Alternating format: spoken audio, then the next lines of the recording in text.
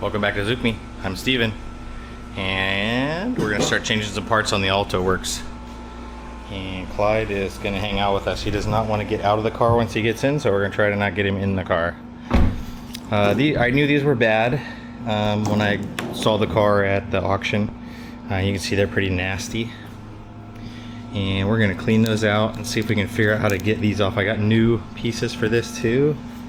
I think they just pop up. Oh, there we go. Let's see how they were on. Alright, so there's a little nipple there. And it does have like a little notched clip-in thing. So hopefully we have the right pieces. And we will get the new ones put on. They come in tubes. Where are the tubes? Uh-oh. This is a catastrophe. Oh, they're there. New tubes. Here's your part numbers. I'm worried that I got two of the same one because I thought they were different. Oh yeah, 151, 161, so they are different. And I'm gonna get these put on. They just clip in, it looks like, and then you slide this piece down inside, and then this piece here, this little piece goes right down in this little hole, and it kind of rotates in and clips in. So wish me luck. I'm Steven, and you're watching Suzuki. Alright, Steven says this is not as easy as it should have been. The parts came out. I don't really like how that fits. These are actual Suzuki part numbers. It's crazy. The back fits perfect, but the front has this weird little overlap. Maybe they were like that when they're new. I have no clue. But getting this to sit down in there was not easy on the other side. It was really not easy on this side. And I got to about halfway and I had to unfortunately use the hammer a little bit. So this thing tries to turn on you.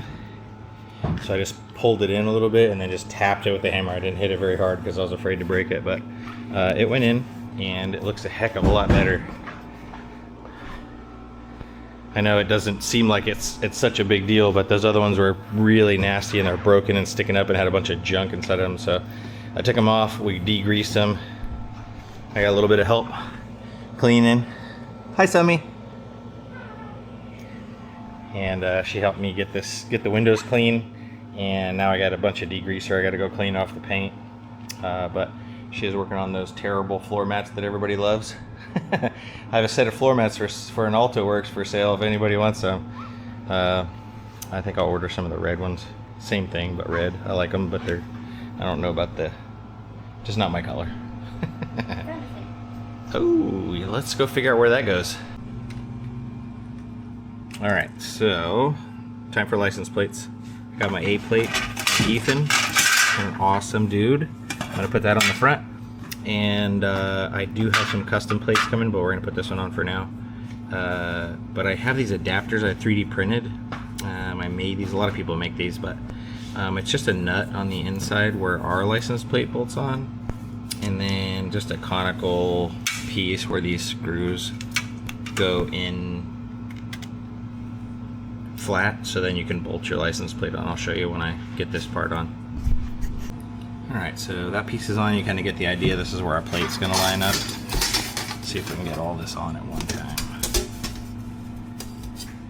Don't know if we're going to be able to use my veteran plate or combat action badge piece here.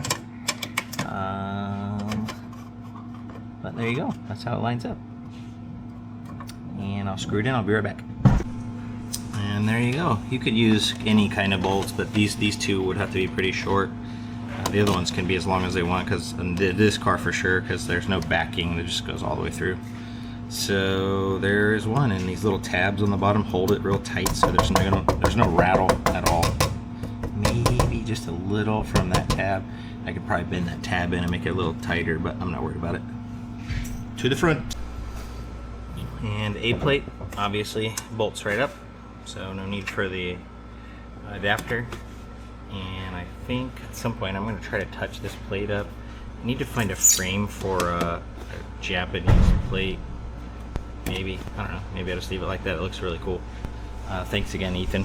We have turned on YouTube memberships. Yes. And once a year we are going to send out our yearly shirts. Oh, we should put the year on it. Which will start in 2027. 2020, what is this? This is 2026, right? So Yeah. January of 2027, we'll send out our yearly shirts to all members that have been a member longer than 4 months. That just covers the cost of the shirts. Yep. And so just go down there and click membership and sign up and look for your shirt next year, I guess, huh? Send us your size.